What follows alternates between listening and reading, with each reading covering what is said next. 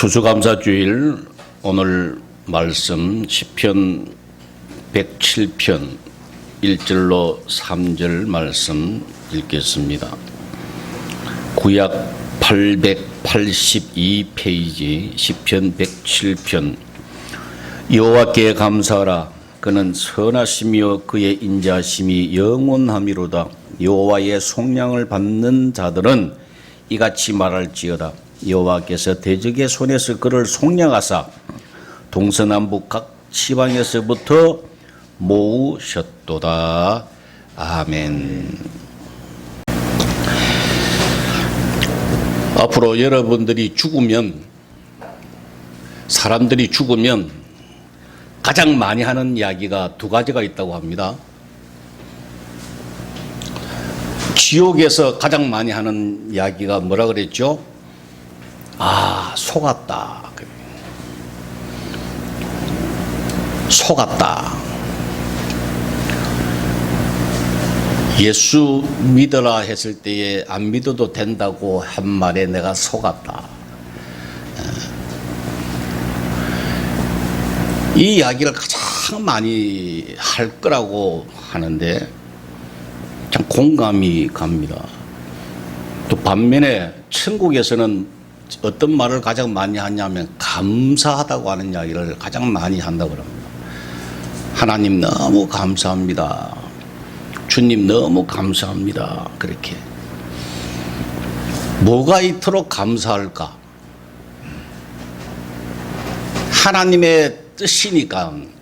하나님의 뜻대로 부르심을 받은 사람들은 입에서 감사가 나온다고 하는 거예요. 데살로니가전서 5장 16절에 우리가 잘 알다시피 항상 기뻐하라, 쉬지 말고 기도하라, 범사에 감사하라. 이는 그리스도 예수 안에서 너희를 향하신 하나님의 뜻이라고 하셨어요. 그래서 하나님의 뜻대로 부르심을 받은 사람들은 자연스럽게 감사의 열매가 맺혀지는 겁니다. 예를 들어서 여러분들이 왕자가 되어가지고 길거리에서 헤매던 아주 고아였는데, 거지처럼 살았는데 왕자를 삼으셨단 말이에요. 왕이. 또 혹은 공주로 삼았단 말이에요. 그래가지고 목욕을 시켜서 가마에 태워가지고 지금 궁궐로 데려오는 거예요. 궁궐로 데려왔다 합시다. 그래서 즉위식을 크게 잔치를 베풀었어요. 근데 그 뒤에 이 왕자가 생각하기에 뭐가 머리에 남느냐, 뭐가 감사가 있느냐라고 할 때에, 야, 참 내가 왕자 되었을 때 그 옷이 너무 좋았어. 어떤 사람은 야, 그 가마가 야 너무 멋있더라. 아니면 어떤 사람은 야, 그 잔치 음식이 너무 좋아서 라고 한다고 하면 그 사람은, 그 왕자는 부족한 사람이다. 뭐에 감사를 가장 핵심적으로 두어야 됩니까? 야, 거지 같은 고아를 나를 왕자로 삼으셨구나. 내가 왕자가 되었구나. 이 놀라운 야, 이거 너무 감사하다. 이게 첫 번째로 감사가 되어야 된다 이 말이에요. 그렇잖아요? 많은 오늘날 성도들이 골로새서 1장 13절에 그가 우리를 흑암의 권세에서 건져내사 그의 사랑의 아들의 나라로 옮기셨으니 그랬어요. 그 아들 안에서 우리가 속량 곧 죄사함을 받았다. 흑암의 권세에서 우리를 건져내가지고요. 흑암의 권세가 뭡니까? 지옥갈, 그 망할, 멸망할 그 권세, 그 세력의 그 안에서 우리를 빼내가지고 하나님의 영원한 나라로 옮기셨다 그랬잖아요.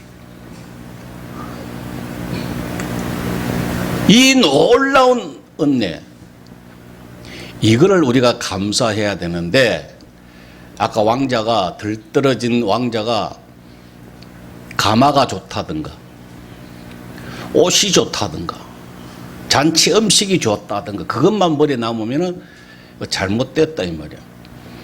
많은 성도들이 감사를 하는데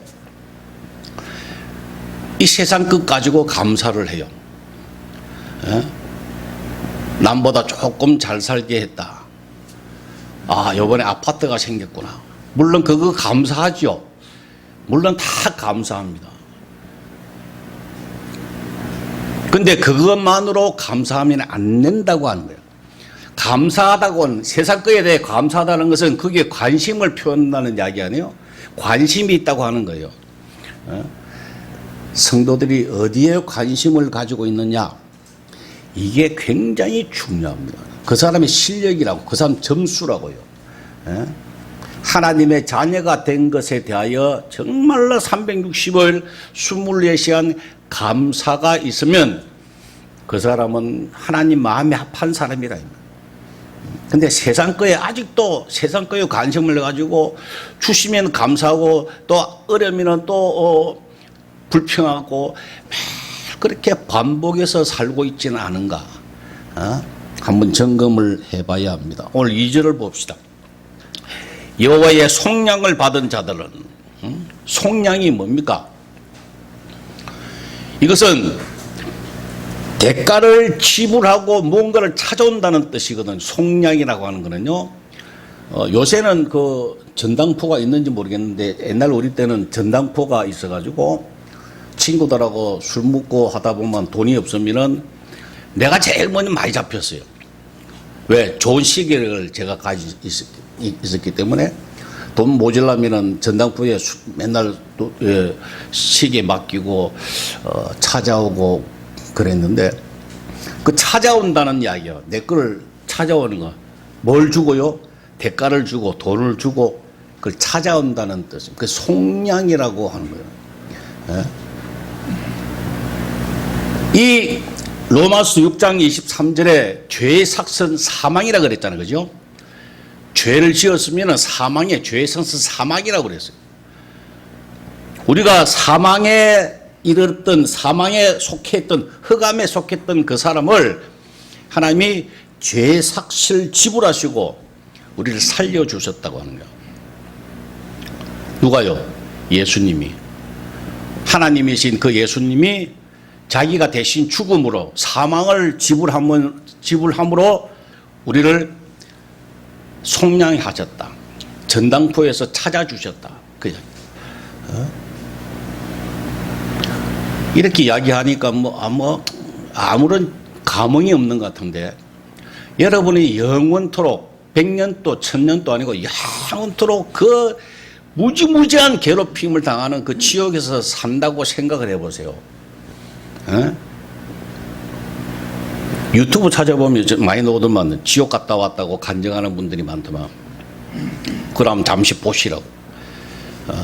그 어마무시한 그 지옥에서 우리를 건져내셨다고.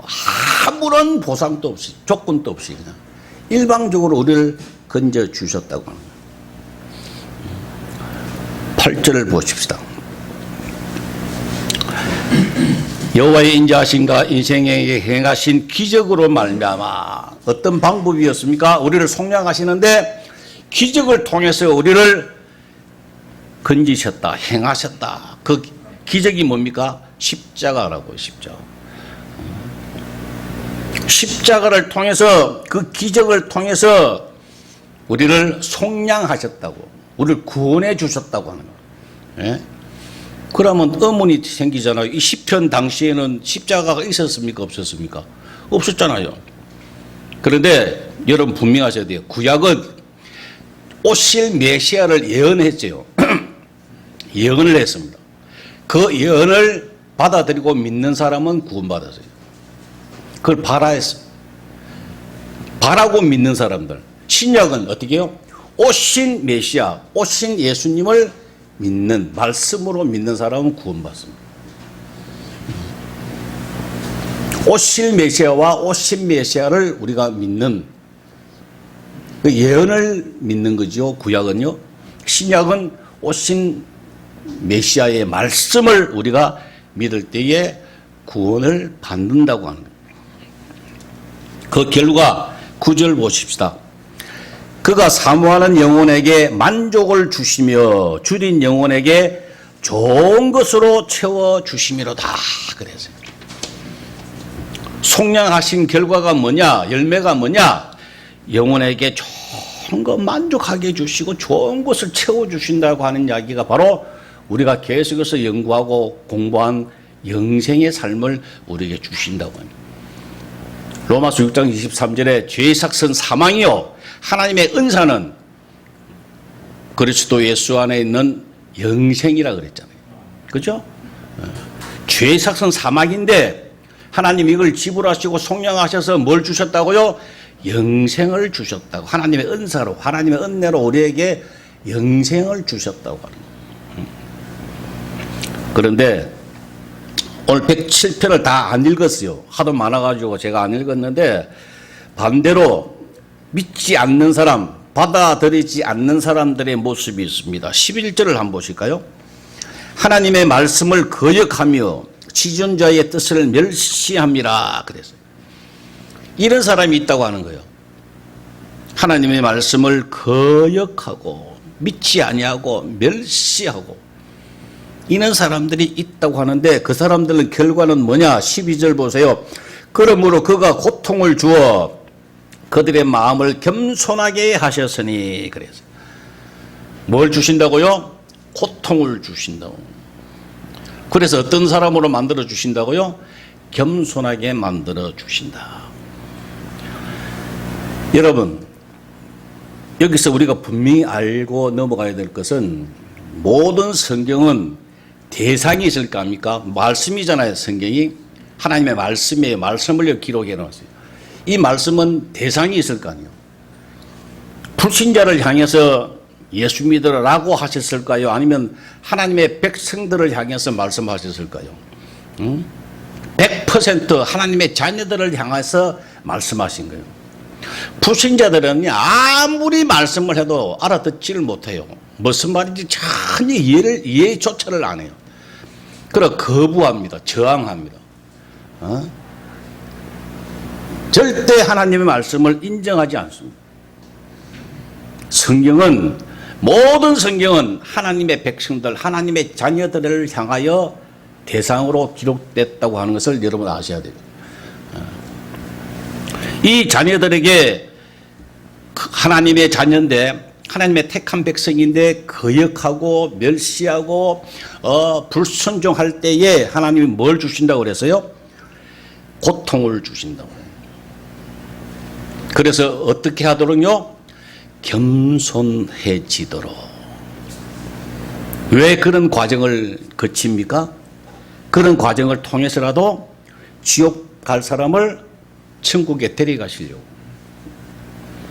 이게 은혜 아닙니까? 내가 잘나서 내가 생각을 잘해가 야, 나 지옥 갈까 천국 갈까 잘 생각하다가 야, 나 천국 가야 되겠다. 천국 가려면은 예수를 믿어야 되겠다. 이렇게 어릴 때부터 연구하고 생각하고 그렇게 믿은 사람은 없어요. 하나님이 그냥 부르셨죠. 하나님이 그냥 믿게 하셨죠. 어떤 사람은 고통을 줘서 아주 힘들게 하다가 마지막에 주님 항복을 하고 두 손 들고 주님 앞에 나오는 사람들이 얼마나 많습니까? 이걸 우리가 은혜라고 합니다. 그런데 문제가 있어요. 하나님이 부르셔서 고통을 주시고 사람을 만드시는데 그 과정에 그냥 순탄하면 참 좋잖아요. 그냥 하나님이 다 누구든지 그냥 불러서 예수 믿게 하면 참 좋은데, 자, 우리가 106편 43절을 한번 보십시다. 그 발 앞에 있죠? 106편 43절.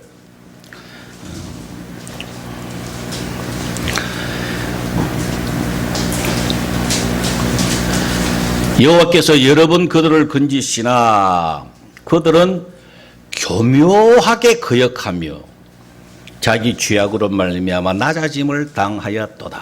그래서 하나님께서 여러 번 건지시고 부르시고 깨닫게 하시고 사인을 주시고 그렇게 하시는데 그들은 어떻게 거역한다 그랬어요? 아주 거역을 해도 아주 교묘하게 거역을 합니다.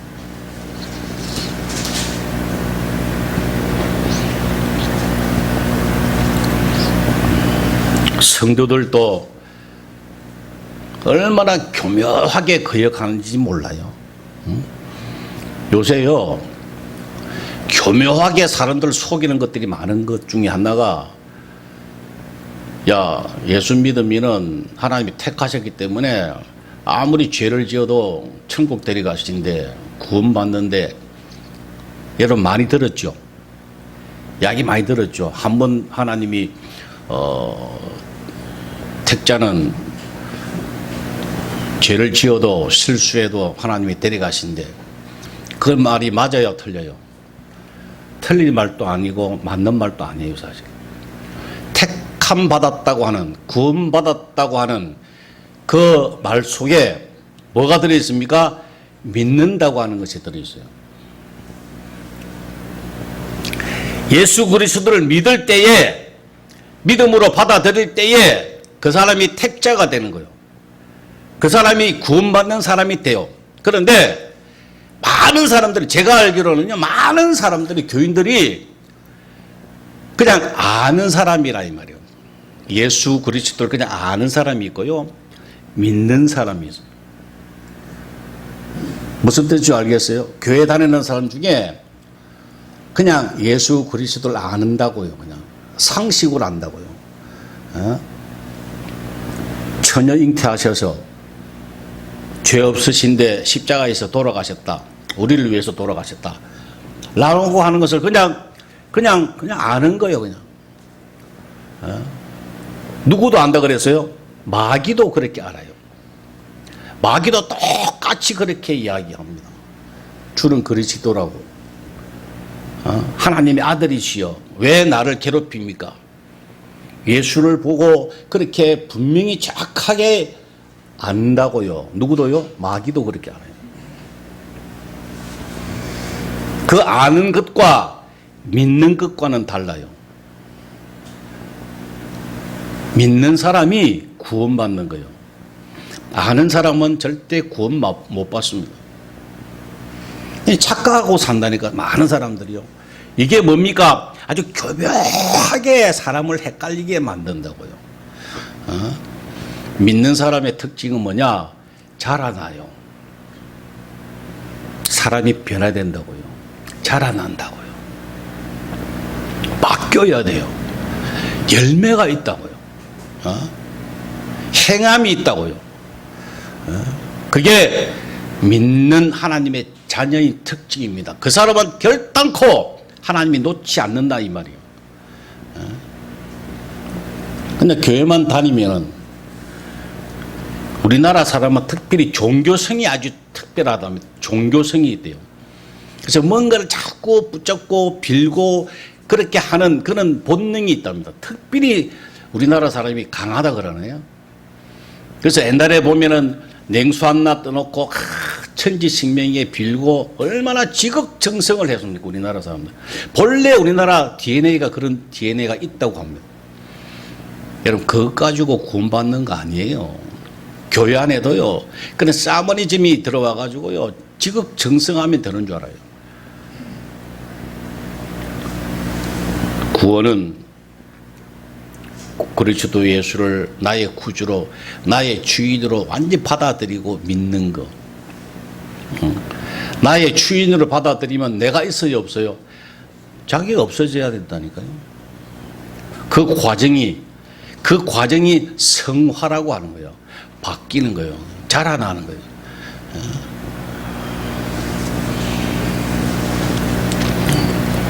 동성애 같은 것도 얼마나 교묘하게 파고 들어가는 줄 아세요? 동성애자들 이야기 들어보니까 그들이 내세우는 명분이 뭐냐?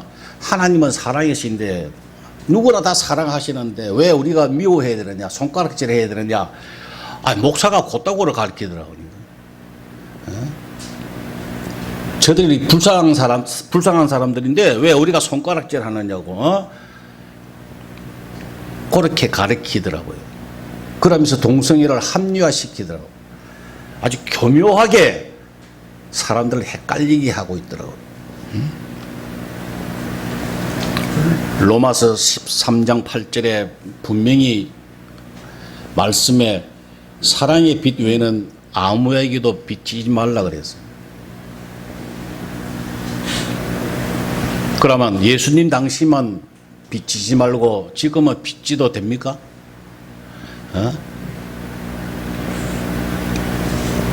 요새 세상에 비단 질고 대출 안 받고 어떻게 아파트 사느냐, 아주 당연한 듯이 그렇게 이야기를 해요. 좀 죄송한 마음으로 그렇게 하면 괜찮은데 당연하게 이야기를 합니다. 그거는 마치요 일제시대 때 야 신사 참배 안 하고 우리가 어떻게 살아가느냐 라고 이야기하는 거와 똑같아요. 그 당시에 신사 참배하지 아니하면요 사업을 못했다고 합니다. 아예 접어야 돼서 공무원은 더더욱 할 수 없고요. 아무 생활을 할 수 없던 것이 일제시대 때였어요. 야 신사 참배 안 하고 어떻게 해. 응? 아주 교묘하게 거역하도록 만들어요. 그럴듯합니다. 들어보면 무조건 다 그럴듯해요. 요새 젊은 사람들이 고생하는 이유 아세요? 불순종하기 때문에요. 불순종부터 시작했기 때문에요. 부모보다 자기들이 많이 안다 이거야. 알기 때문에 무시를 합니다. 은연중에 무시를 합니다. 상세히 가르쳐 드리려고 하지 않습니다. 그냥 무시합니다. 그게 불순종이거든요. 하나님은 그걸 굉장히 싫어하세요.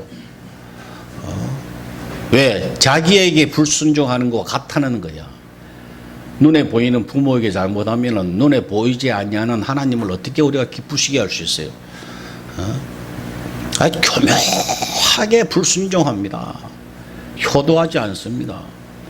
교회 안에서도 마찬가지예요. 어떤 선배 목사님이 교회를 다 짓고 자랑을 하시더라고. 자랑을 하시는데 교회 건축한 걸 자랑 안 하시고 건축위원장 장로님을 자랑하시더라고. 그 목사님이 자랑인즉 그 건축위원장님이 장로님인데 대학 교수랍니다. 건축학 교수래요. 우리나라에서도 10명 안에 들어가는 건축 전문가랍니다.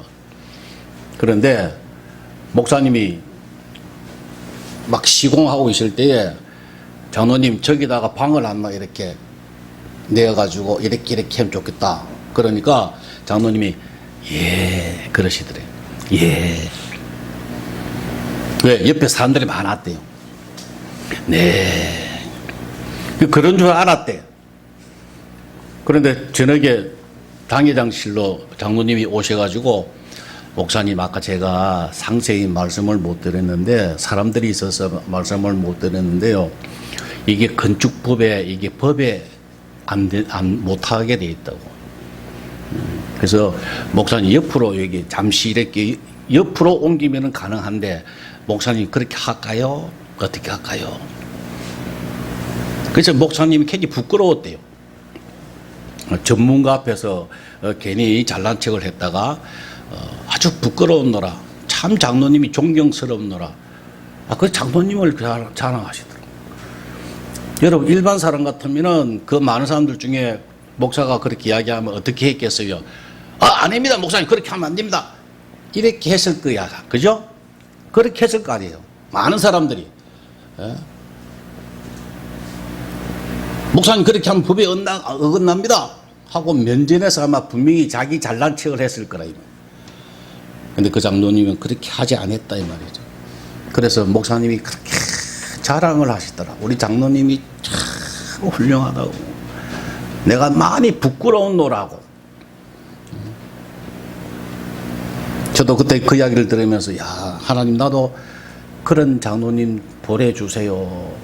속으로 그렇게 기도했습니다.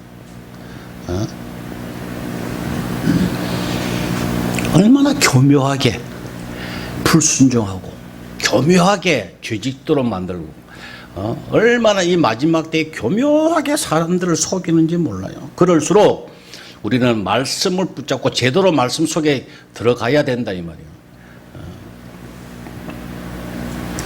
이렇게 힘들게 만들고 하나님이 고통을 주시고 하는 것은 뭡니까?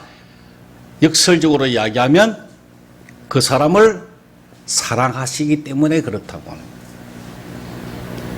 역설적으로 이야기하면 고통이 당하고 힘들고 어렵고 여러 가지 고난을 당하는 것은 하나님이 그 사람을 사랑하신다는 증거라니까요. 왜? 내버려 두면 어디 갑니까? 지옥 갈 건데. 천국 백성이니까 하나님의 자녀니까 고통을 주시라도 힘들게 해서라도 돌이키게 만드신다 이 말이에요. 그거를 깨닫는 순간 감사가 나온다 이 말이에요. 그래서 범사에 감사하라고 하는 이야기예요. 그래서 범사가 들어가는 거예요. 범사에 감사하는 말씀이 바로 그런 말씀입니다. 누가복음 10장에 보면은 예수님께서 70명을 모으셔가지고 70명에게 모든 은사를 다 주셔가지고 전도를 보내세요. 근데 이 사람들이 갔다 왔어요. 갔다 왔는데 막 침을 튑니다. 입에서 침을 튀면서 자랑을 하는 거야. 자기들끼리. 무슨 자랑을 하는 줄 아세요? 야, 내가 가서 안전뱅이를 머리에 손대고 기도했는데 벌떡 일어나네. 분명히 장님이었는데 못 봤는데 내가 그래서 손을 잡고 기도하니까 내를 빤히 보고 있네. 보인다고 그러네. 야, 막 신이 났어요. 신이 나가 막 자기들끼리 막 자랑하고 막 그냥 난리가 났어요. 돈이 없었는데 내가 기도하니까 막 앞에 보따리에 금이 막 떨어져, 달란트가 떨어져 있더라고. 예수님께서 뭐라고 하셨어요? 누가복음 10장 20절에 귀신이 너희에게 항복하는 것으로 기뻐하지 말고 너희 이름이 하늘에 기록된 것으로 기뻐하라 그러죠. 오늘날로 이야기하면은 아마 예수님이 지금 계셨다 그러면은 빌레그람 목사나 조영기 목사나 더 기적을 많이 베푸는 그런 목사들처럼 막 그래 은사를 주신 거예요. 은사를. 그래가지고 목회를 하는데 이거 뭐 사람이 막 3,000명, 5,000명, 10,000명, 막 10만 명 어마어마하게 몰려 들어가고 막 기도만 하면 다 응답되는 거야. 야, 얼마나 신나겠습니까? 목에 힘 얼마나 주겠어요. 그죠? 인기가 대단할 거 아닙니까? 주님께서 야, 그것 가지고 기뻐하지 마라. 그거 아무것도 아니다. 너 이름이 생명책에 기록된 거. 다시 이야기하면 지옥 갈 사람인데 네가 천국 갈 것 그거 가지고 기뻐하라. 가마, 옷, 잔치 이런 거에 신경 쓰지 말고 네가 왕자가 되었다고 하는 그것으로 인하여 기뻐하라. 그걸 바라보고 감사해라. 그 이야기예요. 여러분들은 관심이 어디에 있습니까? 먹고 사는 거, 이 땅에서 잘 되는 거. 어느 날 우리 노예에 가서 내가 가만히 노예할 때 뒤에서 앉아서 생각을 해봤어요. 옛날 기라성 같은 목사님들이 계셨어요. 우리 노예도요. 안중수 목사님을 했으면 한명수 목사님을 했으면 총회장 다 지내셨잖아요. 그 당시에는 이 목사님들이 대단한 그 세력이 대단했습니다. 근데 이래 보니까 어느 날 아무도 안 계세요. 앞에 아무도 안 계세요. 다 돌아가셨어요. 그럼 총회장하고 뭐 교회 크고 크게 교회를 건축하고 무슨 소용이 있습니까? 뭐 소용이 없어요. 주님 앞에 인정받고 잘했다, 칭송받는 그게 중요한 거지. 기도인데 131편을 한번 봅시다. 131 여호와여 내 마음이 교만하지 아니하고 내 눈이 오만하지 아니하오며 내가 큰 일과 감당하지 못할 놀라운 일을 하려고 힘쓰지 아니하나이다. 실로 내가 내 영혼으로 고요하고 평온하기를 젖된 아기가 그 어머니 품에 있음 같게 하였나니 내 영혼이 젖된 아기와 같도다. 이스라엘아 지금부터 영원까지 여호와를 바랄지어다. 이 무슨 뜻인지 아세요? 하나님 마음에 합하다고 하나님께서 굉장히 기뻐하시던 이 다윗의 사상을 이야기하는 거예요. 이 다윗의 사상은 보세요. 내가 오만하여 내 눈이 오만하여 내가 큰 일과 감당하지 못할 놀라운 일을 하려고 힘쓰지 아니한다 그랬어요. 이 세상에서 뭔가를 해내려고 내가 계획을 세워가지고 내가 열심히 돈을 벌어가 뭘 해서 이렇게 하려고 계획 안 한다 이 말이에요. 그거에 별로 관심을 안 둔다 이 말이에요.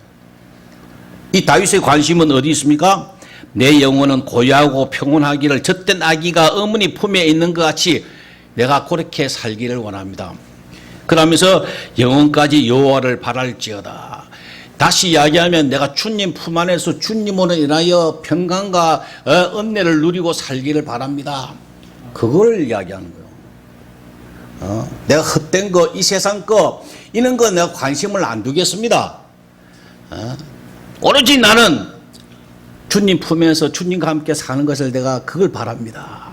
그 주님 주시는 평강, 은혜, 그걸 내가 사모합니다. 이거 이야기예요. 하나님이 그걸 보시고 내 마음에 합한 자라고 하시는 거예요. 그래서 다윗을 하나님이 내 마음에 합한 자라고 하시는 거예요. 우리도 그렇게 살아라고 성경에 이렇게 다윗의 시를 기록하셨다고요. 너희도 이같이 다윗처럼 이같이 좀 살아라. 니네 생각을 가지고 살아라. 오늘도 이 시간에도 여러분들에게 다윗처럼 이렇게 관심을 가지고 이것에 관심을 가지고 감사하며 살아라. 이 말씀이에요. 오늘 감사주의를 맞이해서 여러 가지 감사하지요.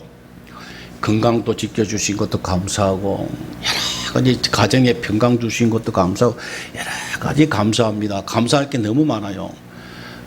그러나 그 중에 가장 우리가 잊어버리기 쉬운 것이 하나님의 자녀 삼으신 거. 지옥 갈 뻔했는데 천국으로 하나님의 자녀 삼으신 거. 오늘 내가 죽어도 천국 가는 거. 주님이 내 편이신 거, 나와 함께 하신 거. 이 귀한 특권을 주신 건 너무 감사하다 이 말이에요. 그래서 하나님의 자녀답게 살도록 하시기 위하여 우리에게 뭘 주신다 그래서요? 고통을 주시고요. 가끔 가다가 힘든 거 주시고. 그래서 겸손하도록 주님 앞으로 나아오도록 주님과 함께 살도록 그분을 잘 섬기도록 복을 받을 수 있는 사람이 되도록 하나님이 중간중간에 조금씩의 고통과 힘든 것을 우리에게 허락하신다 이 말이에요. 그것까지 생각하니까 너무 감사하다 이 말이에요. 그걸 우리가 범사에 모든 일에 감사한 거예요. 좋은 거 주셔도 감사하고 고통 주셔도 감사하다 그 말이에요. 그리고 환난 중에도 즐거워하나니 이는 환난은 인내를, 인내는 연단은, 연단은 소망을 이루는 줄 압니다. 환난 중에도 즐거워하는 거, 이게 범사의 감사예요. 여러분 삶 속에 범사가 감사가 넘치는 여러분 되시기를 주의 이름으로 축원합니다. 기도하겠습니다. 아버지 하나님 감사합니다. 지옥 갈 저희들을 주님의 자녀 삼아 주시고 때에 따라 불러주시고 부르신 저들을 의롭다 하시고 영화롭게 하시기 위하여 날마다 징계하시고 훈련시키시고 연단하시고 오늘 이 시간까지 오게 하신 것을 감사합니다. 앞으로도 주님 오로지 주님만 바라보고 어린애처럼 주님의 품 안에서 살기를 원하오니 성령께서 날마다 인도하여 주옵소서. 예수님의 이름으로 기도 올리옵나이다. 아멘.